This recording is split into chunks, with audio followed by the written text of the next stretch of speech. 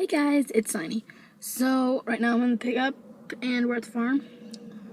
So I'm going to go show you guys. I'll probably go show you the goats or some of the goats, our 4-H steers, and our barn that we're gonna put in our other goats that are that have babies. So that's what I'm at the farm today, is because we're building pens. So exciting. So enough talking and let's get on with the video. So these are our goats. These ones are little. They're not that little. That's Frosty. But these ones aren't the ones that are about to have babies. This one's Sunny. This one's Sheila. That one doesn't have a name.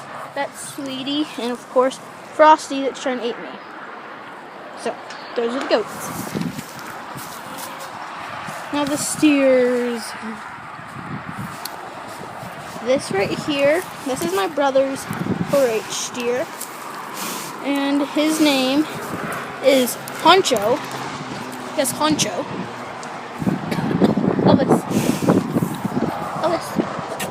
And that's Elvis. Honcho. Yeah, they're 4-H steers. So yeah. Now let's head to the barn.